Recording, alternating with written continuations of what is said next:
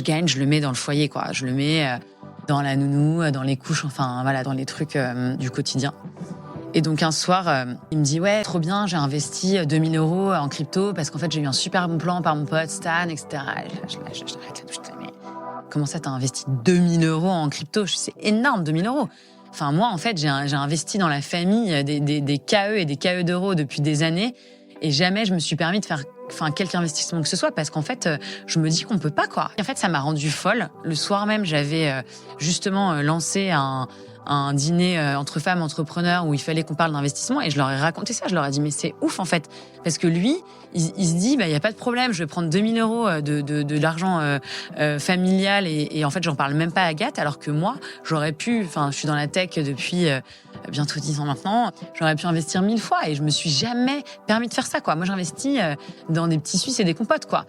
Et c'est le meilleur investissement, c'est pour mes fils. Donc, il y a pas de sujet. Mais en fait, je me suis dit, c'est dingue à quel point ça montre que, en fait, les hommes, ils sont vachement plus libres vis-à-vis de l'argent que nous. L'action, c'est le pouvoir de changer les choses. On devrait avoir 57% de femmes dans les comités dirigeants. On est à 17%. On devient femme de pouvoir. Le pouvoir pour le pouvoir, c'est pas un but. C'est Madame la Présidente. Alors bonjour Agathe, vous êtes une femme qui parle chiffres, croissance et réseau dans le monde de la tech, ce qui fait plaisir. On a envie de croire que les choses bougent, même si les femmes ne représentent toujours que 17% des personnes travaillant dans la tech au niveau européen aujourd'hui. Vous faites partie d'ailleurs des personnes qui font bouger les choses sur le sujet en ayant construit The Galleon Gender Agreement pour les startups qui vous rejoignent, nous en reparlerons.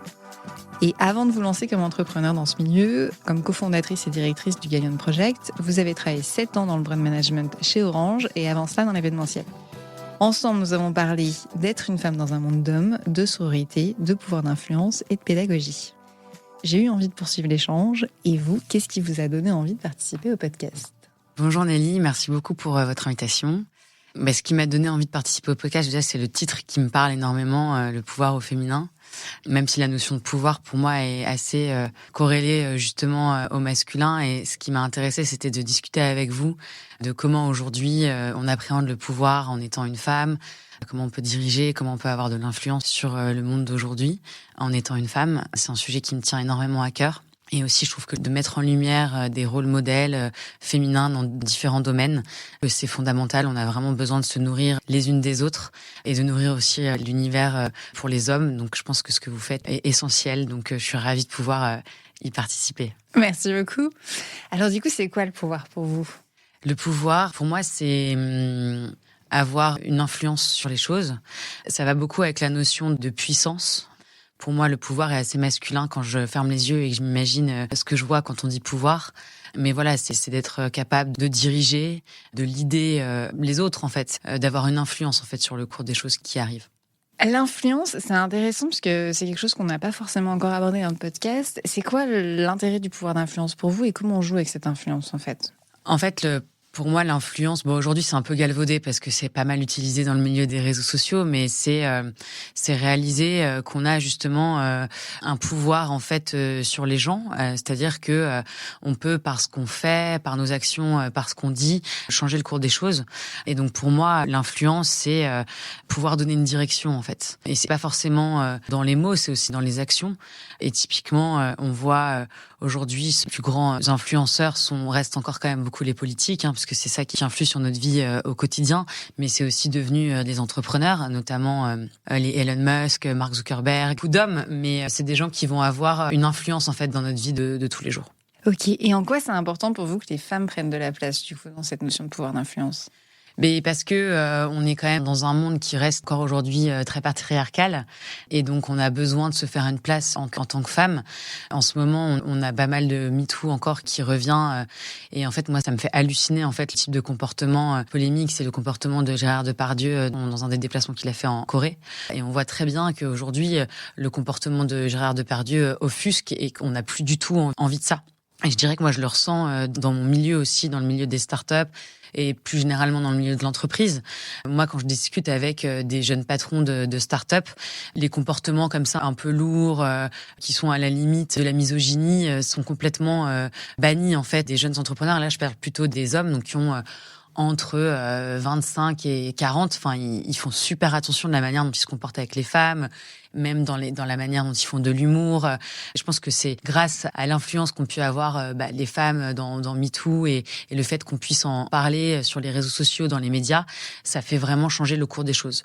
Et donc pour moi, on a montré que les femmes avaient du pouvoir quand on a repris la parole et qu'on a vraiment réussi à dire ce qui nous plaisait et ce qui nous plaisait plus et les comportements qu'on avait envie ou pas dans la société, quoi.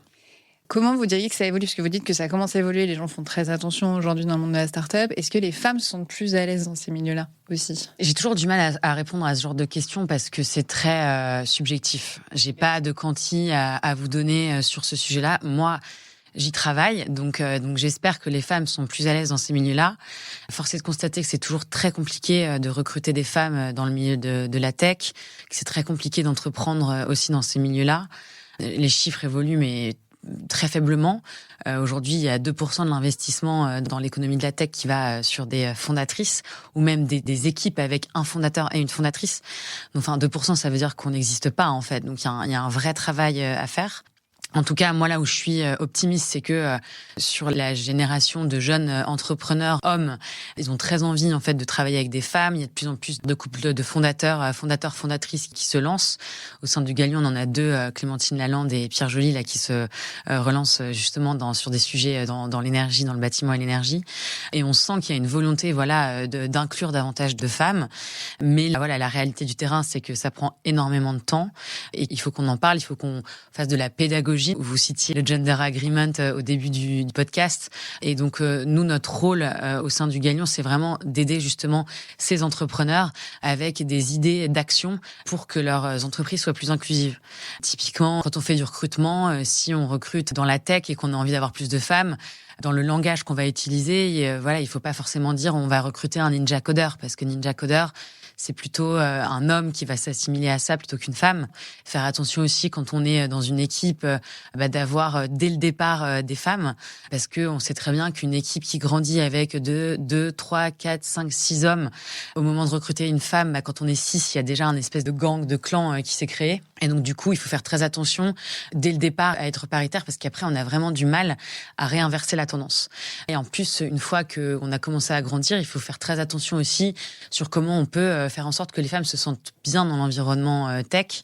Donc, qu'il n'y ait pas de blagues un peu miso ou un peu trop lourdes, qu'il y ait des projections de carrière pour les femmes dans la tech.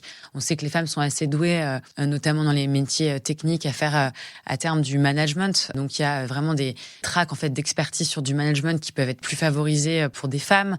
Qu'il y a des sujets au moment de la maternité notamment où il y a plein de choses à mettre en place. Il y a tout un environnement en fait à créer pour que les femmes se sentent bien dans l'environnement tech. C'est pas gagné. Moi, j'ai un fonds d'investissement de 60 millions. Je ne suis pas expert en investissement. Je me suis entourée de personnes, de Kevin Kuipers, Willy Brandt pour monter ce fonds, qui sont excellents investisseurs. Donc voilà, il y a aussi tout un imaginaire à créer. Il faut se lancer en tant que femme. Il faut vraiment pas avoir peur. C'est pas un environnement hostile. Il y a énormément de gens hyper bienveillants dans ce milieu-là, et donc ça commence un petit peu à évoluer. Je vais revenir sur le lancement de fonds d'investissement. Il y a quand même aussi des choses, c'est que les femmes sont moins formées aux questions de chiffres. C'est pour ça qu'en intro, j'ai dit vous parlez de chiffres, parce que c'est vrai que, je vais pas dire que c'est honteux pour nous, mais en tout cas, il y a moins de formation pour les femmes sur l'investissement. Alors peut-être qu'elles vont moins le chercher aussi. Comment vous vous êtes vraiment lancé là-dessus et vous avez eu envie de vous former et d'y aller, en fait? Déjà, qu'est-ce que vous a donné l'idée et comment après vous vous êtes fait accompagner sur ces sujets-là? Alors ça, c'est un vrai sujet qui est de plus en plus adressé. Il y a des newsletters qui sont hyper bien faites. Je pourrais vous les envoyer pour les mettre dans le podcast. En fait, moi, je me suis lancée dans cette aventure parce que je baigne dans ce milieu-là.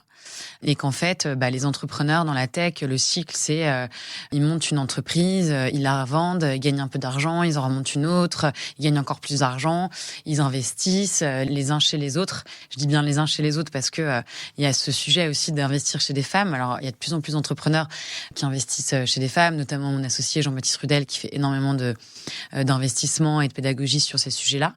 Mais la vérité, c'est que en fait, nous, on n'a pas ce réflexe. d'investir comme ça dans des entreprises et eux l'ont. Donc en fait, moi, quand je suis arrivée, j'avais pas du tout forcément ce réflexe-là et j'ai vu les entrepreneurs le faire. Ils m'ont demandé que le Galion puisse les aider justement pour investir entre eux. Parce qu'en fait, ce qui se passe, c'est que on n'investit jamais vraiment tout seul. Et même, en fait, les hommes n'investissent pas tout seuls. Ils investissent en groupe. Ils se partagent des dossiers. Ils demandent un peu l'expertise des uns et des autres. Qu'est-ce qu'on en pense? Et ça commence très jeune. Ça commence à l'école de commerce, en fait. Ils commencent à boursicoter un petit peu ensemble. Ils se font des clubs de vin. Et pendant le vin, on parle un peu business, etc. Pendant que nous, les femmes... Je sais pas, mais moi, dans mon école de commerce, j'avais pas de wine club entre nanas. Les mecs étaient plutôt entre eux et moi, ils m'invitaient pas tellement. Nous, on allait plutôt prendre des cafés et se raconter la vie et se dire ce qui s'était passé à la dernière soirée. Et donc, c'est un peu caricatural, hein, mais en tout cas, moi, c'est ce que j'ai vécu dans mon école. Et donc, il faut vraiment qu'il y ait aujourd'hui plus de femmes qui se lancent dans l'investissement. Moi, maintenant, j'en vois. Il y a Léa Capital qui est là, il y a Sista qui fait plein de choses, mais en fait, ça devrait se passer vraiment dès l'école, d'où le besoin de pédagogie sur ces sujets-là. Et donc moi, je me suis lancée un peu par mimétisme, parce qu'en fait, moi, au sein du Galion, j'ai exactement les mêmes chiffres. Il y a 80% d'hommes et 20% de femmes. Et donc, en fait, je les écoutais, ils m'ont vachement donné envie. Et puis, grâce à eux, on a monté ce fonds d'investissement aujourd'hui, qui est un fonds qui est assez ambitieux, hein, puisqu'on a levé 60 millions d'euros. On a investi dans des jeunes startups, entre des tickets entre 500K et 2 millions. Et donc, en fait, moi, c'est venu finalement assez naturellement, enfin, au bout quand même de 6 ans. Non, donc ça prend du temps. Et puis après, moi, à titre perso, j'ai pas d'argent. Donc aujourd'hui, je peux pas investir. Mais en fait, quand on discute avec des jeunes femmes, ça veut dire quoi, pas avoir d'argent? Parce qu'en fait, si j'ai de l'argent, comment je place mon argent? Oui, j'ai déjà acheté un appartement. J'ai fait un petit investissement dans une start-up, Wiser. Est-ce qu'on a pris une assurance vie? Enfin, est-ce qu'on a mis un peu d'argent en bourse? Et nous, on s'est rendu compte, entre entrepreneurs du Galion, entre femmes entrepreneurs, que nos pères hommes, ils investissaient pas mal en bourse déjà dès le début. Ils faisaient beaucoup de crypto. Il y a eu tout un truc autour de la crypto. On était là, mais attends, nous, on n'investit pas du tout en crypto. Il faut qu'on investisse un peu en crypto. Donc en fait, c'est venu discutant avec les gens, mais clairement, c'est pas du tout naturel. Et même au sein du Galion, les femmes entrepreneurs, c'est un peu le cadet de leurs soucis, quoi. C'est-à-dire que nous, on est à des âges aussi. Enfin, on n'a pas la même vie que nos pères entrepreneurs quand on a 30 ans. Donc, au moment où on commence à gagner de l'argent, nous, on fait des enfants, quoi. Donc, c'est-à-dire que moi, si vous voulez, désolée, dans le monde des startups, on se tutoie beaucoup. Alors, j'ai un peu on peut se tutoyer. Je pense que ça va être plus simple. On va faire ça. Tutoyons-nous. Et donc, qu'est-ce que je disais? Je sais plus. Que c'est le moment où on a des enfants, en fait. Ouais. Et en fait, le truc, c'est que, moi, j'ai 38 ans aujourd'hui. J'ai monté la boîte, j'en avais 28, j'avais pas d'enfants. Là, j'ai 2 petits garçons de 4 et 6 ans. Et donc, en fait, j'ai un peu fait monter ma boîte, fait mes enfants. Enfin, j'avais le sentiment que j'avais pas tellement de place pour autre chose. Là où, en fait, mon mari, il a son groupe de copains dans lequel il investit. Et d'ailleurs, je vais raconter une anecdote qui est assez parlante. C'est que moi, en fait, mon mari est entrepreneur. Et donc, c'est moi qui ramène l'argent depuis à peu près 6 à 8 ans que quand même, c'est moi qui ramène l'argent. Lui, il a monté sa boîte et on était hyper d'accord. Moi, j'ai monté ma boîte, mais j'avais de la chance d'avoir un salaire. Et moi, c'est-à-dire que tout ce qu'on a, tout ce que je gagne, je le mets dans le foyer, quoi. Je le mets dans la nounou, dans les couches, enfin voilà, dans les trucs du quotidien. Un matin, je prends ma douche, je rentre dans la chambre, etc. On avait 2 enfants, on était en galère sur 2 appartements, enfin la vie, quoi, quand t'as 35 ans, quoi. Et il me dit, ouais, bébé, trop bien, j'ai investi 2 000 € en crypto parce qu'en fait, j'ai eu un super bon plan par mon pote Stan, etc. Et je l'arrête la douche, mais comment ça, t'as investi 2 000 € en crypto? C'est énorme, 2 000 €. Enfin, moi, en fait, j'ai investi dans la famille des KE et des KE d'euros depuis des années. Et jamais je me suis permis de faire quelque investissement que ce soit, parce qu'en fait, je me dis qu'on peut pas, quoi. Et là, en fait, toi, joli cœur, t'arrives et tu me dis, t'as investi. En fait, ça m'a rendue folle. Le soir même, j'avais justement lancé un dîner entre femmes entrepreneurs où il fallait qu'on parle d'investissement, et je leur ai raconté ça. Je leur ai dit, mais c'est ouf, en fait. Parce que lui, il se dit, y a pas de problème, je vais prendre 2 000 € de l'argent familial, et en fait, j'en parle même pas à Agathe, alors que moi, j'aurais pu, je suis dans la tech depuis bientôt 10 ans maintenant, j'aurais pu investir 1000 fois, et je me suis jamais permis de faire ça, quoi. Moi, j'investis dans des petits Suisses et des compotes, quoi. Et c'est le meilleur investissement, c'est pour mes fils, donc il y a pas de sujet. Mais en fait, je me suis dit, c'est dingue à quel point ça montre que, en fait, les hommes, ils sont vachement plus libres vis-à-vis de l'argent que nous, quoi. Et donc, à partir de ce moment-là, j'ai commencé un peu plus déjà à me dire, ok, il y a une partie de l'argent que je vais prendre et que je vais investir. Et c'est même pas un sujet perso de se dire, lui, il investit pour lui, et moi, j'investis, parce que lui, il investissait aussi pour le foyer, etc. C'est juste cette espèce de biais qu'on a, nous les femmes, de se dire, bah non, d'abord, on investit dans la famille, quoi. Tout ça pour dire que se lancer, moi je pense que c'est vachement aussi les gens qui t'entourent qui font que tu vas te lancer à un moment ou pas. Et si j'avais pas été dans la tech et si j'avais pas été entourée d'entrepreneurs qui eux-mêmes investissent et qui m'ouvrent les yeux sur un certain nombre de choses et qui m'apprennent aussi, je l'aurais jamais fait. Non, Donc, mais c'est super intéressant ce sujet pour plein de raisons. Déjà, par rapport au yaourt et au petit pot, il y a quand même une théorie dessus. Il y a la théorie du pot de yaourt de Attends, tu connais Tito toutes Lecoq. les théories. De Tito Lecoq. Non, mais il y en a une, mais dans cette théorie-là, théoriquement, la femme gagne moins. C'est l'idée que l'homme investit plus justement sur la voiture, etc. Enfin, sur les choses sur lesquelles il pourra repartir avec quand ils seront séparés, et les femmes sur les pots de yaourt. Ce qui est intéressant dans ton concept, c'est que même dans le cadre inverse, où finalement tu gagnais plus, t'investis quand même dans les pots de yaourt. Bon, dans les appartements aussi. Oui. Non, mais oui, j'ai investi plus dans l'appart. Mais ouais, je trouve que c'est là où tu vois nos biais et nos plafonds de verre, en fait. Alors qu'on pourrait dire que c'était l'inverse. Et plus loin que ça, cette différence d'investissement, elle a aussi un impact après sur les différences de revenus qu'il y a entre hommes et femmes à plus long terme et sur les différences de pouvoir, entre guillemets, puisque investir dans une entreprise, c'est aussi participer au CA de l'entreprise aussi. Et donc, une femme qui investit peut aussi avoir plus de pouvoir ou d'influence dont tu parlais depuis le début. Donc, mais moi, je trouve que ça change vachement parce que quand j'ai fait mon dîner, notamment de se retrouver entre femmes et de pouvoir en parler. Moi, je suis très pro réseau mixte, mais en fait, de temps en temps, on a juste besoin de se retrouver entre nous parce qu'on peut partager des sujets que les hommes, en fait, peuvent pas vraiment comprendre. Et notamment, là, ça nous a permis de nous dire, ah ouais, donc en fait, nous, on a tout un peu de thunes, on a tout un réseau, mais en fait, on n'investit pas et toute la partie invest, on la laisse à nos mecs, alors qu'en fait, on est des énormes guerrières sur toute la partie. Moi, je suis entourée de femmes vraiment exceptionnelles et qui m'ont monté des boîtes de malades. Et en fait, elles te disent, ouais, non, mais en fait, l'invest, je le laisse gérer par mon mari. Bah ouais, parce qu'en même temps, j'ai fait 2 gamins ou parce que c'était comme ça chez moi et tu reproduis un espèce de truc comme à la maison. Et là, on a une espèce de prise de conscience. On se dit, bah non, en fait, il faut qu'on s'y mette, il faut qu'on le fasse entre nous. Et là, il y a plein de réseaux. Moi, je fais partie d'un réseau de BA avec Roxane Varza, Catherine Barba, enfin plein de femmes extraordinaires. Et en fait, il y a toutes les générations, il y a plein de jeunes femmes qui viennent de rejoindre. Et donc, entre nous, on s'envoie des deals, on se stimule. Et ça, typiquement, Roxane Varza, la directrice de Station F, fait beaucoup de choses pour que, justement, les femmes puissent un peu reprendre du pouvoir là-dessus.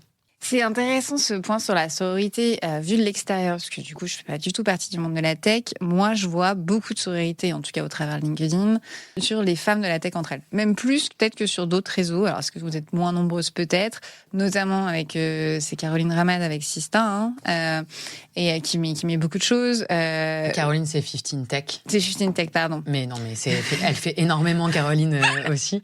15 Tech, justement pour qu'il y ait plus de femmes dans la tech. Et Sista, qui est une super initiative, c'est Tatiana Jama et Céline Lazorte, qui est une association pour qu'il y ait plus d'investisseurs, enfin plus de personnes qui investissent en fait dans les femmes dans la tech. Ok, du coup j'ai confondu, mais ça montre qu'il y a un mouvement qui fait. On est tout un peu. Ça montre qu'il y a un vrai mouvement. Moi, je trouve ça intéressant et je me demande quelle force ça apporte à la tech, parce que j'ai vraiment l'impression, enfin, c'est un sentiment de l'extérieur que à la tech, particulièrement la sororité est visible, qu'elle est affichée, parce qu'elle n'est pas forcément affichée partout. Et je me demandais quelle force ça a apporté justement dans la tech. Est-ce que ça fait bouger les choses ? Bah c'est toujours extraordinaire quand on est plus fort ensemble. Donc c'est sûr que dès qu'on a ce sentiment de groupe, dès qu'on fédère en fait un petit groupe de femmes, c'est beaucoup plus puissant. Et comme on est dans la tech, on se sert aussi des outils qu'on a pour démultiplier le message. Et du coup c'est ce que c'est très bien faire, notamment Sista. Toutes leurs campagnes qui ont été faites ont eu énormément d'influence et ont réussi à avoir du pouvoir vraiment à réfléchir sur les choses. Et c'est vrai que je pense qu'on se soutient toutes dans nos actions, dans nos posts, parce que on est aussi une génération, on a envie de montrer qu'il y a une sororité versus peut-être des femmes qui sont passées avant nous, qui, elles, devaient prendre leur place. Et je pense que nous, on doit aussi prendre notre place, mais elles ont fait un travail extraordinaire où nous, on se sent plus légitime que celles d'avant, qui faisaient beaucoup plus de mimétisme en fait sur les hommes. Et nous, on arrive à être un petit peu nous-mêmes. Et comme on est plus nombreuses, on se serre les coudes. Moi, je le ressens. Tu sais, en fait, quand t'es dans ton milieu, t'as un peu du mal à voir ce qui se passe ailleurs. Mais je trouve que ce qu'on voit, notamment dans la presse, il y a eu aussi pas mal de tribunes. Les actrices, les réalisatrices se sont pas mal serré les coudes aussi. Alors, j'imagine qu'il y a plusieurs mouvements et qu'il y a aussi des choses. Mais oui, je pense qu'il y a globalement à l'échelle du monde, en fait, et de la société, une espèce de sororité depuis quelques années là qui émerge. Et elle est fortement représentée dans la tech. Et c'est vrai que tu cites les exemples de réalisateurs du cinéma, etc., mais il y a quand même une grande fracture entre ce qui est appelé le néo-féminisme et l'ancien féminisme, qui est, pour moi, je trouve dommage, mais que je ne vois pas, en tout cas, dans le monde de la tech. Et ça, c'est aussi appréciable, parce que je me rends compte que même dans beaucoup de mouvements, du coup, féministes, il y a quand même une espèce de scission. Oui, ça c'est féministe, ça ce n'est pas féministe. Alors que, peut-être parce que vous êtes moins nombreuses dans la tech au début, mais il y a une espèce de... Enfin, c'est porté... Mais en fait, je pense qu'il y a une différence, c'est que nous, ce qu'on fait, il y a quand même une notion de business. Ouais. Et donc, même s'il y a de l'activisme dans certaines des initiatives, nous, avant tout, on a envie qu'il y ait plus de femmes qui se sentent légitimes pour créer des entreprises, pour monter des boîtes. Derrière, il y a un enjeu sociétal très fort, parce que la tech, on voit très bien à quel point elle influe dans nos vies, notamment dans l'IA, comment elle les nourrit. Il est important que les femmes aussi puissent nourrir tous ces outils, parce que sinon, ça va juste être encore pire dans les années à venir. Et donc moi, j'avoue que je trouve que tous ces débats féministes font pas tellement avancer la cause, même si je comprends. Je veux pas rentrer dans des sujets que je connais mal. Mais en tout cas, c'est vrai que voilà, nous, avant tout, ce qu'on veut, c'est qu'il y ait davantage de femmes qui viennent de différents horizons. Et donc, on embrasse sûrement plus de monde et on essaye de pas trop créer de clans, quoi. Ça marche. Juste, je vais préciser du coup pour l'IA, parce que tout le monde ne sait pas ce que tu veux dire, j'imagine. C'est qu'aujourd'hui, l'IA est extrêmement sexiste. Je crois que ça a été démontré plus d'une fois. Pour tester, je crois que c'est Maëva Courtois de Helios qui avait posté quelque chose là-dessus. Vous pouvez le faire, tout le monde peut le faire. On demande à ChatGPT d'expliquer le réchauffement climatique à une femme et on demande d'expliquer le réchauffement climatique à un homme. Clairement, c'est le jour et la nuit. Donc, l'IA étant sexiste, plus il y aura de femmes qui interviendra et plus il y aura de femmes qui prendra la parole, moins l'IA sera sexiste puisqu'il se nourrit de nos prises de parole. C'était ça l'idée, j'imagine. Exactement. Enfin, il y a plein d'exemples qui montrent, mais c'est l'exemple allemand de l'airbag dans les voitures. C'est-à-dire que c'était testé sur des hommes allemands de 2 mètres et quand tu mettais une femme, dans les accidents, elles étaient moins bien protégées parce que tous les tests étaient réalisés sur des hommes de 2 mètres. Enfin, je caricature. Oui, mais... Et donc, en fait, ça, on le retrouve beaucoup dans tous les algorithmes et dans l'IA. Moi, j'ai fait le test sur les levées de fonds et c'est marrant parce que quand tu demandes à l'IA, donne des conseils pour lever des fonds, je suis un homme, donne des conseils pour lever des fonds, je suis une femme. Et en fait, sur la partie masculine, il va être vachement sur la partie business, analytique, travailler à fond les chiffres, etc. Et sur les femmes, il va être beaucoup plus sur travailler ton réseau, être beaucoup plus dans le marketing, etc. J'ai beaucoup aimé ce poste de Maëva. Et je m'étais dit que j'allais faire la même chose pour les levées de fonds parce que c'est exactement les mêmes mécanismes. Ben, c'est ça. Et ça peut être fait avec n'importe quel sujet. Du coup, en général, en gros, les femmes sont un peu traitées comme des enfants et les hommes comme des experts. Tu parles beaucoup de légitimité, le fait que la sororité permet aux femmes justement de prendre leur place. Tu parlais notamment par rapport aux anciennes générations qui ont dû se battre. Toi, comment tu l'as prise cette légitimité et comment tu l'as prise cette place ? Alors, sur la question de la légitimité, je pense qu'elle se construit. Moi, je me sentais pas du tout légitime au début et je pense qu'en vrai, peut-être que je l'étais pas tant que ça. Et en fait, la légitimité, elle se crée aussi avec les années. Moi, je dis souvent que c'est un manteau qu'on tisse fil par fil. Au début, il est un peu trop petit, un peu trop grand, on l'ajuste, et puis à un moment donné, on se sent bien dans ce manteau et on sent qu'on est en pleine puissance, en pleine capacité. Moi, c'est avec le travail que j'ai construit ma légitimité, en montant mon entreprise, en faisant en sorte qu'elle soit utile pour les entrepreneurs, utile pour la société, qu'elle fasse et du chiffre et en même temps qu'elle ait un impact. Et il y a un moment donné, j'ai eu aussi la reconnaissance de mes pairs. Donc moi, je parle souvent de Roxane Varza parce que c'est une femme qui fait beaucoup pour les femmes et qui, grâce à Starter, qu'elle a monté cette association, Sistad, sur laquelle elle s'implique encore aujourd'hui, a fait émerger en fait plein de rôles modèles. Et donc moi, j'ai fait partie de la liste des 10 femmes à suivre de Starter dans la tech, qui est toujours hyper reprise. Tout le monde cherche toujours un peu quels seront les nouveaux visages de la tech, notamment les visages féminins. Et donc ça, c'était en 2018. Et j'ai été à ma grande surprise dans ce listing. Et réellement, ça m'a donné vachement de visibilité. Ça a permis de me dire, on croit en toi, vas-y, on va regarder ce que tu fais. Ce que tu fais, c'est bien et on a envie que tu continues. Et donc, en fait, je pense que c'est aussi ça, la légitimité. C'est un peu les pairs et les gens autour de toi qui te disent c'est bien ce que tu fais, on a envie qu'il y ait plus de ce que tu fais dans ce monde, donc continue. Après, c'est un peu, ça s'emballe. C'est-à-dire que finalement, une fois que t'as réussi à rentrer dans ces réseaux-là, finalement, ça peut aller très, très vite. Et donc, moi, j'étais là un peu en syndrome de l'imposteur, mais qu'est-ce que je fais dans ces 10 femmes à suivre ? Il va falloir que je prouve que j'ai ma place, quoi. Et en même temps, du coup, c'est un moteur parce que, c'est un peu un cercle vertueux. Tu te dis, je suis dedans, il faut pas que je déçoive. Donc, tu continues à toujours avoir plus grand, plus haut. Et donc, grâce à tous ces petits pas, tu crées un peu ta légitimité. Et aujourd'hui, je sens que je suis légitime et crédible sur une certaine catégorie. Mais tu vois, quand il y a 2 ans, je décide de lancer un fonds d'investissement et que je dois aller pitcher à des investisseurs, leur dire d'investir dans mon fonds, je me remets en zone d'inconfort et en zone où je suis plus tellement légitime.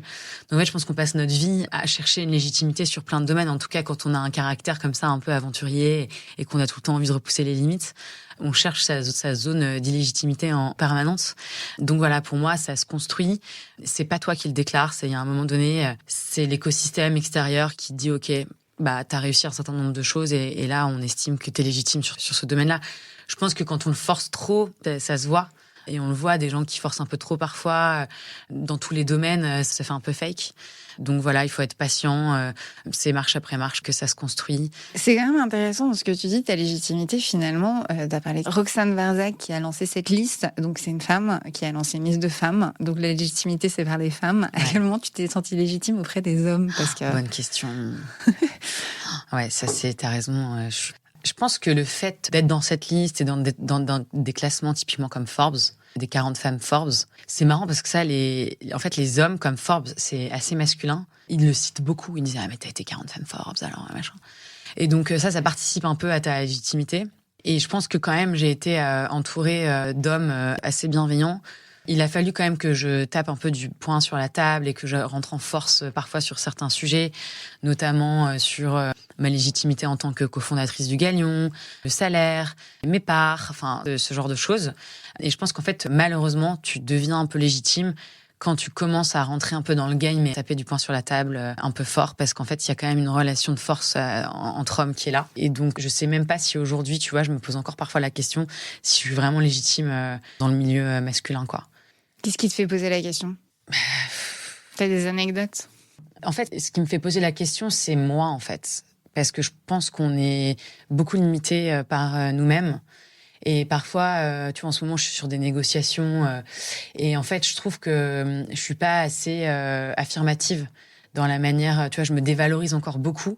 Enfin, c'est pas que je me dévalorise, mais j'arrive pas encore vraiment à, quelque part, imposer mes conditions alors que je suis dans mon projet, dans ma boîte. J'attends encore qu'on adoube un certain nombre de mes décisions alors que bon... Enfin, tu vois, j'ai prouvé, ça fait 10 ans, j'ai 38 ans... Donc c'est plutôt par rapport à ça, et donc tu vas avoir certains hommes qui vont te dire bah non, ça tu peux le faire, ça tu peux pas le faire, et d'autres qui vont te dire mais attends, mais bien sûr, mais vas-y. Donc en fait, t'as toujours un peu les deux camps qui s'affrontent comme ça, et c'est aussi assez vertueux parce que ça te permet de te pousser, quoi. Mais c'est marrant que t'aies relevé ça comme ça. Après, je pense que la crédibilité, elle vient beaucoup quand t'as des hommes qui vont t'inviter à prendre la parole dans leur entreprise ou qui vont te demander leur avis sur des décisions qu'ils doivent prendre. Quand t'es invité à faire des tribunes dans des médias, ce genre de choses, ça pose quand même une certaine légitimité. Oui, j'ai vu que tu participais beaucoup dans les médias. J'ai vu aussi que tu étais sur les pionniers, c'est ça, de Frédéric Marzella, pour parler des différents pitchs de start-up. D'ailleurs, dans les pionniers, j'ai vu que c'était 2 femmes qui répondaient pour les pitchs de start-up, en tout cas dans l'épisode que j'ai vu. Je me demandais du coup, parce que j'avais regardé, il y avait donc, vous étiez 2 femmes à pitcher, il y avait un homme et une femme qui pitchaient. Et c'est marrant parce que les sujets n'ont pas été traités pareil. C'est-à-dire que sur la femme, il y a beaucoup de commentaires sur la façon dont elle se portait, la façon dont elle s'habillait, la façon dont elle présentait. Et le fait qu'elle ne parle pas de chiffres, justement. Et de secteur, d'ailleurs. C'était vraiment sur son produit. Tout était centré sur le produit. Là où la personne qui pitchait, donc qui était un homme, parlait justement que du chiffre, mais finalement très peu du produit. Et donc, je trouvais qu'il y avait une différence assez flagrante sur la façon de présenter. Après, je n'ai que 2 exemples. Et j'avais remarqué, du coup, que dans le pitch, alors je me suis posé la question, est-ce que c'est finalement sur ces sujets-là qu'on s'attarde selon homme ou femme, ou est-ce que c'est parce que c'est des hommes et des femmes qui pitchent différemment? Je sais que tu accompagnes beaucoup de pitch, j'imagine. Je me demandais si tu voyais une différence entre les deux. Non, alors, voilà. Bon, sur ce sujet, c'est intéressant que tu m'en parles parce qu'en fait, dans les pionniers, Frédéric Marzella, donc qui est le fondateur de Blablacar, il a imaginé cette session de pitch avec une personne qui fait un débrief sur, en gros, le produit, le marché, et une autre qui fait donc on va dire le fond, et une autre qui fait la forme, tu vois, dans la manière dont tu pitches, etc., un peu à l'américaine. Et donc là, il y a une nouvelle formule où donc Frédéric Marzella, il est sur le produit. Là, il a rajouté quelqu'un qui est sur le marché, donc qui était Jean-David Chamboredon, qui est un investisseur, et moi sur la partie pitch forme. Ce qui m'agace au plus haut point, et Fred le sait, j'en ai parlé avec Jean-David vendredi, c'est que moi, en fait, je sais pas faire que la forme. Et en fait, c'est un des trucs où j'étais là, mais en fait, moi, je veux pas juste venir pour dire est-ce que t'as le bon ton, etc. C'est hyper important. Enfin, c'est 80% de la réussite du pitch. Hein. Notre communication, elle est à 80% non verbale. Donc, il y a un moment, je dis pas que c'est pas important, mais moi, en fait, j'ai besoin aussi. Pour moi, le fond ne va pas sans la forme et inversement. Et donc, c'est pour ça que tu m'as vu, moi, réagir à ces sujets-là et les autres sur les chiffres. Et donc, moi, à chaque fois, je demande à Fred qu'on puisse juste avoir une discussion tous ensemble. Mais bon, lui, il a assez... il a segmenté les choses comme ça. Donc, c'est pour ça que tu as eu ce sentiment-là. Mais je suis pas la seule à faire intervenir dans son émission. Il y a aussi Éric Salomon, qui est un homme et qui, lui, intervient sur la forme. Donc, voilà, Frédéric Mazella m'a pas demandé de faire ça parce que je suis une femme. Mais parce que je pense qu'il trouve que je suis très douée à l'oral et en pitch. donc voilà. Mais typiquement, quand les gens te pitchent, ça va pas être un meilleur pitch parce que c'est un homme ou une femme, et ça va pas être forcément plus sur le produit ou sur les chiffres parce que c'est un homme ou une femme. Là-dessus, c'est assez homogène de ce que j'ai pu voir. C'est marrant parce que dans mes premières invitées dans ce podcast, j'avais une coach qui notamment accompagnait les start-upeuses à pitcher surtout dans les cadres de levée de fonds. C'est-à-dire qu'elle accompagnait les chefs d'entreprise et du coup, ça faisait partie du sujet. Et elle disait que les start-upeuses se préparaient particulièrement, notamment aussi à des questions pseudo-sexistes qui pouvaient arriver dans ce genre d'entretien. Donc, il y avait vraiment une préparation avec anticipation de tout type de questions de façon très large. Et du coup, vraiment un besoin d'être extrêmement précise surtout. Ça a l'air de te parler. Ça me parle dans le sens où, je pense qu'on pose pas les mêmes questions à un homme qu'à une femme. Que moi, j'ai énormément de retours d'expérience de toutes les femmes autour de moi quand elles partent en levée de fonds. Enfin, si elles sont enceintes, elles vont le cacher. Enfin, si en gros il y a, je sais pas moi, une équipe de 3 personnes, il y a 2 femmes, un homme au moment de parler des chiffres, alors qu'il y a 2 fondatrices et un financier qui n'est même pas fondateur, ils vont s'adresser à l'homme au moment de parler des chiffres et elles vont devoir dire mais en fait c'est moi qui ai fondé la boîte, c'est à moi donc il faut parler des chiffres. Ça, c'est tout le temps. Enfin, et ça arrive encore, même si on fait encore des efforts. On est tellement plein de biais inconscients que oui. Et je trouve que c'est bien de s'y préparer pour voir comment pas perdre tous ses moyens par rapport face à des questions un petit peu sexistes ou bizarres. Mais des exemples, j'en ai plein, et même des femmes qui te disent c'était génial pendant le Covid parce que je pitchais et en fait on voyait que mon visage. Et en fait j'étais enceinte de 7 mois et on pouvait rien voir. Et donc du coup heureusement qu'il y a eu le Covid parce que sinon je pense que j'aurais pas pu lever 40 millions enceinte quoi. Donc oui, il y a une préparation au pitch qui est différente. Je pense que les femmes se préparent aussi beaucoup plus au pitch, mais ça je pense que c'est un avantage pour elles parce que elles sont quand même bien, peut-être meilleures, plus enthousiastes au moment du pitch que des hommes. Tu parlais du coup du problème d'être enceinte quand on lance une start-up, notamment sur les levées de fonds. On a parlé tout à l'heure du Gender Agreement Act, Gender Agreement, et du Parental Act. Ouais. Commençons par Gender Agreement. Déjà, est-ce que tu peux nous donner un peu l'histoire et comment vous le mettez en place ? Oui, alors le Gender Agreement, en fait, il est né, on l'a monté notamment avec Tatiana Jama, Céline Azort, Isabelle Rabier, qui sont des entrepreneurs dans la tech, en se disant que le galion devait jouer un rôle dans la féminisation de la tech, avant tout parce que c'est un enjeu de croissance et de performance, parce qu'en fait, les entreprises décélèrent si elles manquent de diversité. Okay. C'est-à-dire qu'on voit vraiment une grosse différence entre une entreprise qui a vraiment pris à cœur le sujet de la diversité, qui va, au moment de sa croissance, aller beaucoup plus vite que celle qui va devoir refaire un équilibrage. Et donc, du coup, on l'a adressé sous ce prisme-là. Et on a monté à peu près une 50aine d'actions, d'idées, en fait, à mettre en place sur 3 moments un peu forts pour les femmes. Donc, le recrutement, la promotion et la fidélisation dans les entreprises. On a demandé à ce que 25 actions soient un peu obligatoires dans les boîtes. Typiquement, ce dont je parlais tout à l'heure, faire attention au moment du recrutement dans la manière dont on s'adresse aux candidats, les évaluations annuelles aussi, que ça soit pas n'importe comment dans l'année, mais qu'il y ait vraiment une évaluation annuelle avec des grilles de salaire, parce qu'on se rend compte qu'en fait, les hommes viennent à peu près tous les 2-3 mois demander une augmentation de salaire là où les femmes le feront jamais. Et au moment du congé maternité, on a proposé des places en crèche. On n'a pas été très courageux sur vraiment les 25 mesures à accepter, c'était de réellement prendre son congé parental. Parce que ce qui se passe, c'est que les femmes le prennent, mais les hommes, en fait, le prennent pas. Il y avait 10 jours avant, justement, le Parental Act, qui est le fruit, en fait, d'échanges avec Céline Lazorte, Thibault et Isabelle, où, en fait, on s'est dit, attends, nous, dans le Gender Agreement, on dit, il faut prendre le congé paternité. On n'est quand même pas très courageux. Il faudrait faire un peu comme dans nos pays voisins, même aux États-Unis. C'était au moment où Zuckerberg, le fondateur de Facebook, prenait 1 an de congé parental. Et on s'est dit, en Espagne, je crois que c'est 4 mois pour les hommes, 4 mois pour les femmes, enfin 4 mois le congé parental. Et donc en fait, moi, comme au sein du Galion, j'ai besoin de faire consensus. Il fallait que tout le monde soit d'accord sur les 25 mesures. Il y a un groupe qui a dit, nous, on va aller plus loin et on va proposer un Parental Act, on va aller le défendre. Et donc là, le Parental Act, c'était vraiment un certain nombre de mesures, et notamment celle de prendre 1 mois de congé parental, parce qu'en fait, on se rend compte qu'il y a énormément d'inégalités qui se créent dans les entreprises au moment où les femmes partent en congé maternité. Bien évidemment, elles ont besoin de plus de temps parce qu'elles créent la vie, elles ont besoin de se reposer, d'allaiter, etc.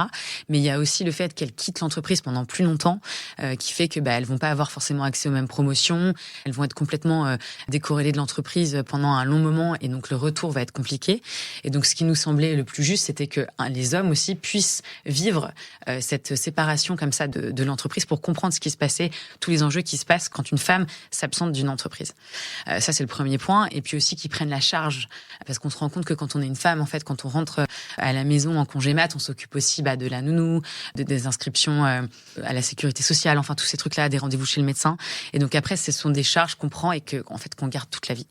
Et donc du coup, le Gender Agreement, il est vraiment très ciblé sur cette partie entreprise et sur ces 3 piliers-là. Et ensuite, le Parental Act, il est plutôt plus politique. Et d'ailleurs, Emmanuel Macron, au moment de l'annonce du congé parental, était avec Céline Lazorte pour annoncer ça. Donc, c'est un peu des fiertés qu'on a de se dire qu'on a eu un impact à un moment donné sur des sujets aussi importants que le congé parental en France. J'entends beaucoup de noms de femmes dans la mise en place du Gender Agreement, du Parental Act. Quelle a été la place des hommes, alors déjà dans le Gender Agreement, et après comment ça a été accompagné ? Parce que j'imagine qu'il y a un accompagnement. Alors, il y a eu beaucoup d'hommes qui ont participé au Gender Agreement, notamment Jérôme Lecade, Scality, Frédéric Potter. Le truc, c'est que je pense que il y avait plus d'hommes d'ailleurs que de femmes. Et donc, moi, mon truc, c'est de me dire qu'on peut pas faire sans les hommes. Donc, à chaque fois qu'on fait une initiative, il y a forcément les hommes qu'on embarque avec nous. Mais typiquement, c'était le Gender Agreement, on l'a lancé il y a 7 ans, je crois.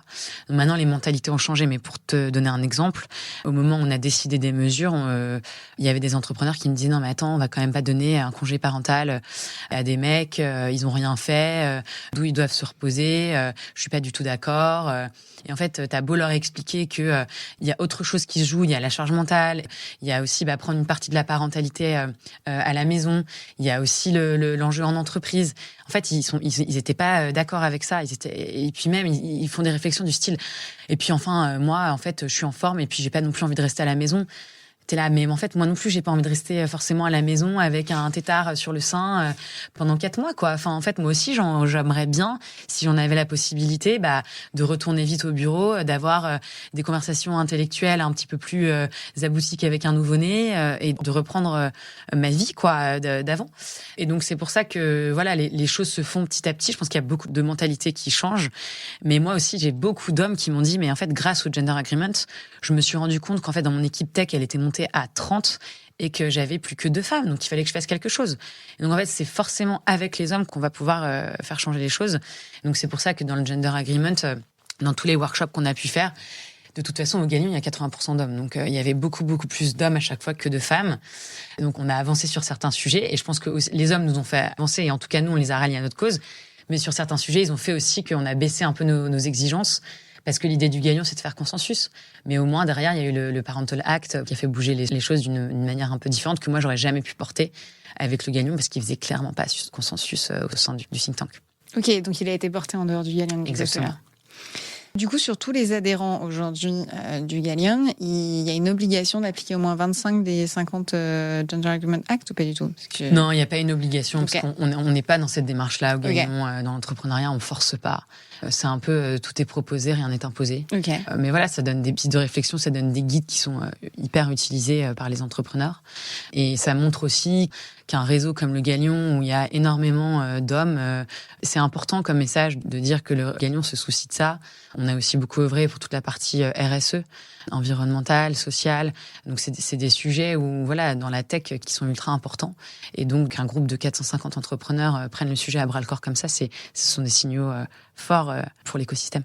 Ça marche. Donc tu as 80% d'hommes, 20% de femmes. Juste revenir à quelque chose qu'on s'est dit un peu au début. Moi, je me demandais, du coup, quand une nouvelle femme va intégrer The Galleon, si ça lui pose un souci, c'est ça ce 80-20, parce que par rapport au Boys Club dont on parlait tout à l'heure, alors à la fois, on sait très bien que quand on rejoint un groupe d'hommes, finalement, théoriquement, ça porte plus, tristement. Mais en même temps, c'est pas forcément évident de s'intégrer et on retrouve finalement des logiques sexistes qu'on peut retrouver dans la société. Hein. C'est pas propre. Ah bah oui. Enfin, c'est un des gros sujets. Moi, c'est un de mes gros sujets. C'est-à-dire que les femmes, en fait, elles se sentent pas méga à l'aise de rejoindre un... Et puis, c'est tellement pas 2023. Donc, aujourd'hui, on a envie d'un environnement qui soit sain, équilibré. Et en même temps, c'est un peu le chien qui se mord la queue parce que si elles viennent jamais, il pourra pas y avoir de diversité. Donc, moi, en fait, je m'attelle à faire en sorte que, et j'y arrive pas toujours, que il y ait de la bienveillance, qu'il y ait de l'écoute, qu'il y ait pas trop de misogynie, qu'il y ait pas de misogynie. T'as dit pas trop. Pas trop, mais parce qu'en fait, il y en a. Et je rentre d'un événement où il y avait encore beaucoup d'hommes et juste on était 2 femmes. Et en fait, t'arrives toujours à ça à un moment donné. Et donc après, il faut recadrer et offrir un environnement où les femmes se sentent à l'aise pour évoluer, quoi. Et c'est hyper compliqué. Donc forcément, ça me parle. Et je pense que c'est un des freins pour un certain nombre de femmes de pas venir au Galion parce que c'est trop masculin. Enfin, je peux pas dire le contraire. Et moi, je m'efforce de faire en sorte que ça soit un environnement qui soit justement assez équitable. Mais c'est un vrai challenge vraiment de tous les jours, quoi. Comment tu la gères, toi, cette misogynie? Puisque si elle existe, tu dois en avoir aussi, j'imagine. Ouais, alors c'est marrant que tu me poses la question parce qu'en fait, j'ai extrêmement de mal à la gérer. Ok. Parce que je pense que moi, j'ai 38 ans et donc du coup, j'ai vachement grandi avec ça. Et donc, j'en rigole beaucoup. Je fais beaucoup d'humour par rapport à ça. Et il y a des trucs qui quand même me font rire, tu vois. Parfois, je trouve qu'on va un peu trop loin, mais je me rends compte que ça choque énormément aussi une certaine population. Enfin, il faut que je fasse un travail là-dessus. C'est-à-dire que moi, ma réaction, quand c'est pas trop lourd, j'en rigole et c'est OK et ça va. Mais par contre, je trouve qu'il y a des moments et il y a des personnes avec qui tu peux te permettre de le faire. Et parfois, genre, on est en grand groupe et t'as quelqu'un qui va sortir un espèce de truc hyper miso énorme. Et là, en fait, je sais pas comment réagir. Et donc, je me tais. Et donc, en fait, c'est hyper malaisant et pour moi, et pour les gens, et pour la personne. Bon, la personne, elle a grillé direct qu'elle avait fait un pas de trop. Mais du coup, il faut que j'arrive à trouver un moyen en communication non-violence. Enfin, il faudrait que j'arrive à dire ce que tu as dit, Mathieu. Bah là, c'était vraiment déplacé. Je suis désolée, mais on est dans un groupe où là, on peut pas se permettre de dire ça. Et en fait, je n'arrive pas encore à faire ça. Et là, je l'ai réalisé parce que j'ai vécu 2 événements où justement un certain nombre d'hommes autour de moi m'ont dit en fait moi je peux plus entendre ça, j'ai pas envie d'être dans un groupe d'entrepreneurs où il y a ce genre de blagues ou de discussions et donc du coup il faut que tu fasses quelque chose, il faut que tu saches modérer, il faut que tu saches quoi répondre et donc là ça va être un de mes challenges 2024 de dire enfin tu vois de réussir à confronter la personne et de dire bah là en fait c'est pas OK ce que tu es en train de dire, c'est pas grave, on va pas te juger pour ça, voilà t'as déconné sur cette partie-là mais en fait juste dans cette enceinte-là, on ne peut pas parler comme ça, quoi. Et en fait, parfois, je me dis, ça fait vachement à l'américaine, on peut plus rire, etc. Sauf que moi, j'estime être assez équilibrée là-dessus. Et je me dis, si c'est au moment de l'after party, de l'apéro, quand on est avec des gens qu'on connaît, c'est OK. Mais dans certains moments, c'est pas OK. Et il faut que j'arrive à pouvoir le communiquer. Donc, c'est bien que tu m'en parles parce qu'il va falloir que ce soit un sujet qu'il faut que j'arrive à adresser en 2024. C'est marrant que ça vienne des hommes. C'est-à-dire qu'il y a 2 choses qui me perturbent dans ce que tu dis. C'est ça vient finalement des hommes, donc c'est plutôt positif. Par contre, ce que je trouve quand même original, c'est qu'ils te demandent de le faire alors qu'ils pourraient le faire eux, en fait. Ouais, c'est vrai. Mais en fait, on est tous assez mal à l'aise. Alors, ça vient aussi dans le regard, c'est beaucoup par les femmes. Et après, on se débriefe forcément tout en mode, mais attends, mais qu'est-ce qu'il t'a dit, mais machin. Donc après, toutes les deux, là, j'ai un exemple en tête, mais qui m'est arrivé. Donc, on va s'en débriefer après et on se le redit entre nous. Mais parce que je pense qu'on manque encore un peu de courage face à des situations comme ça. Mais moi, je rentre en zone de danger quand je rentre d'un événement et que j'ai des entrepreneurs qui me disent, en fait, je ne supporte plus ça. Parce que moi, j'ai forcément envie plutôt de développer le Galion avec des entrepreneurs pour qui c'est important d'avoir quelque chose d'équilibré. Et quand ils me disent, moi, en fait, si t'arrives pas à régler ce problème-là, moi, je vais potentiellement plus venir au Galion. Ça me déchire le cœur. Donc, il faut que moi, je me bouge là-dessus et que les gens déviants, ça soit ceux justement qui font des blagues un peu déplacées ou des commentaires qui vont pas, quoi. Par contre, c'est marrant parce que c'est vrai que ça vienne des hommes qui disent qu'ils ne peuvent plus, qui partiront dans cette situation, très peu de femmes peuvent se le permettre, en fait. Ouais. Et du coup, je trouve ça plutôt intéressant que ça vienne des hommes et qu'ils disent qu'ils partent. Par contre, oui, le fait qu'ils prennent pas forcément d'action, je trouve ça aussi intéressant parce que, après, à voir ce que t'en penses, mais comme tu l'as dit tout à l'heure, les choses bougeront que si les hommes s'impliquent. Mais en fait, moi, peut-être que dans ces moments-là, je pourrais leur dire, déjà, la discussion qu'on a, là, elle est super intéressante parce que je l'ai eue et c'est bien que j'en reprenne conscience. De leur dire, aidez-moi, en fait. Juste, quand vous avez ça, moi, je suis une femme, je suis censée l'aider et faire en sorte qu'il y ait une bonne ambiance, une bonne expérience.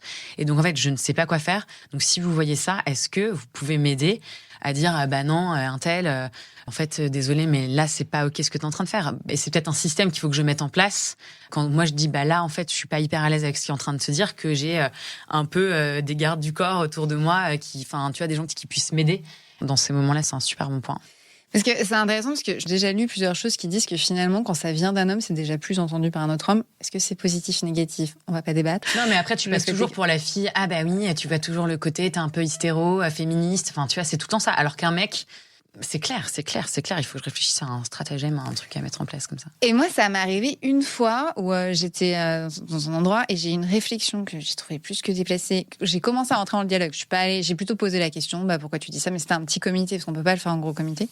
Et c'est marrant, c'est son voisin qui a repris la relève de la conversation. Et du coup, je me suis écartée de la conversation, ce qui m'allait bien. Oui, c'est ça. Donc, et il n'a pas forcément plus entendu, mais on voyait qu'il avait plus de respect à parler avec son collègue qu'avec moi. Est-ce que c'est bien ? Non.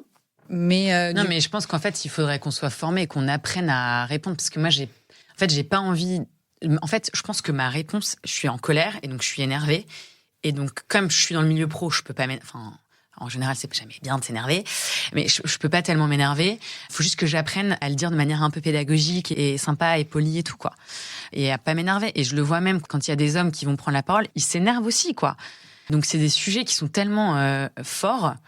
Et là, récemment, j'ai un copain qui me disait que faut savoir quand est-ce qu'on peut en parler. Genre, si je suis en train de boire des bières avec des potes, ça va. Et en fait, il me dit, j'ai vécu une expérience où on était tous en train de boire des bières et puis on commence à raconter un peu des blagues. Et il y a la petite copine d'un des mecs autour de la table qui part et qui va dans la chambre et qui part en pleurant. Et en fait, son mec dit, elle a été abusée quand elle était petite. C'est vraiment des sujets, c'est compliqué pour elle de faire des blagues là-dessus, quoi. Et en fait, tout le monde c'est complètement livide autour de la table en mode, ouais, en fait, on sait jamais comment on va heurter les gens qui sont en face de soi, quoi. Ouais, il faut qu'on apprenne à savoir bien répondre. Mais les blagues, c'est un vrai sujet parce que, comme tu l'as dit au début, c'est un mécanisme de défense qu'on a depuis des années. C'est-à-dire que, mais je précise bien de défense, pour le coup, qu'on a depuis des années. C'est aussi un mécanisme qui permet de faire partie du boys club aussi, depuis des années. Qui fait c'est le bro-code un peu. C'est ça, qui fait qu'une femme peut être finalement acceptée dans un groupe d'hommes. C'est de prendre ça à la légère, d'en rire, voire même d'être encore plus graveleuse dans les limites de ce qu'on puisse faire dans la féminité. C'est clair. Et c'est vrai que quand on fait partie d'un groupe majoritairement masculin, comme c'est ton cas, en plus un secteur très masculin, comment on se positionne là-dessus, c'est pas forcément évident. Dans les organisations maintenant qui sont plus féminines, il y a plus de femmes, parce qu'au niveau, dans les grosses entreprises, maintenant, au niveau middle management, commence à y avoir 50-50. Pas au niveau de la direction, mais...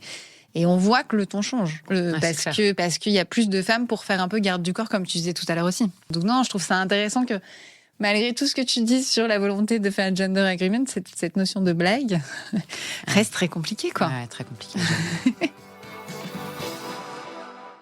Si tu devais te donner un conseil à la personne que tu étais avant de te lancer comme cofondatrice et CEO de Galen Project, ce serait quoi, du coup ? Fais attention à la récupération, à ta santé physique et mentale. À la récupération, ouais. Ouais, en fait, le truc, c'est... Moi, j'aime bien... pour moi, les entrepreneurs, il y a un petit côté sportif aussi. Et donc, il y a 3 choses très importantes chez les sportifs. Tu as bien évidemment l'entraînement, la performance et la récupération. Et moi, je pense que je suis pas mal en entraînement, bonne dans la perf, mais en récupération, je suis vraiment nulle. Et en fait, si t'es nul en récupération, tu dures pas dans le temps. Et en fait, je trouve que j'adore ce que je fais. J'ai adoré tout. Depuis le début, j'ai quand même bien aimé le chemin. Mais voilà, ça tire quand même fort. Et en fait, il faut... c'est pas... une entreprise, c'est pas son bébé, justement. C'est pas un vrai bébé. C'est autre chose. C'est du business. C'est pas quelque chose non plus de vital, quoi. Donc, il y a énormément de responsabilités. Mais il y a un moment, si t'as plus l'énergie, si t'as plus la santé physique et mentale, tu peux plus rien faire. Donc, c'est vraiment à se donner en priorité. Le pire, c'est que je le sais. Là, de le dire, il y a des gens qui vont m'entendre, qui vont dire, bien évidemment. Sauf que, en fait, ce que j'arrive pas, c'est à me l'appliquer, quoi. Et donc, je me dirais ça comme conseil sans pour autant me conseiller vraiment par quoi commencer, mais en tout cas, mettre dans tout projet qu'on entreprend, enfin, on est le moteur du projet, donc il faut vraiment qu'on se nourrisse, nous, avant tout, et qu'on fasse très attention à notre équilibre, quoi, à la santé physique et mentale, c'est, je crois, primordial. Et là-dessus, il y a un super podcast de Mo Kaker sur la santé mentale des sportifs, qui est hyper intéressant, parce qu'il y a aussi beaucoup de paroles libérées sur des dépressions de sportifs qui se font. Il y a... Tu sais, le nageur, là, hyper connu, Camille Lacour, qui a fait une grosse dépression, alors que le mec, il est hyper fort et tout. Et il y a de plus en plus aussi de langues qui se délient là-dessus, et je pense que, et dans le milieu de l'entrepreneuriat aussi, donc, il faut vraiment être vigilant à tout ça dans un monde où, ça va hyper vite, on a les réseaux sociaux, on est sans cesse sollicité, enfin, il y a un moment donné, il faut décélérer, quoi. Et ça, c'est super important. Après, sur les sportifs, tu me corriges si je me trompe, mais Camille Lacour, c'était pas aussi lié au fait qu'il avait atteint un peu tous ses objectifs? Parce que j'avais aussi lu ça sur les sportifs, c'est en gros, j'ai atteint tous mes objectifs de championnat, de médailles, etc. Et après, un espèce de chute.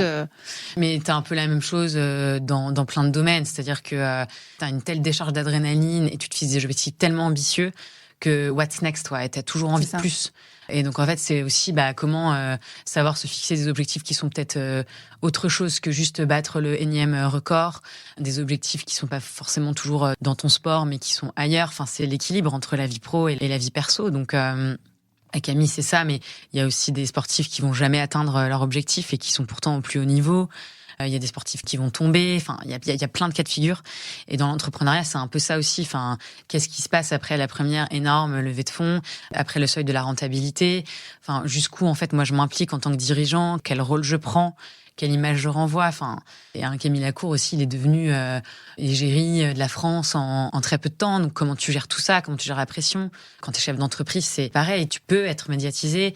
Tu as la responsabilité de famille, en fait, que tu fais vivre. Enfin, c'est hyper important d'être sain et stable dans sa tête parce que sinon, tu peux très vite faire n'importe quoi.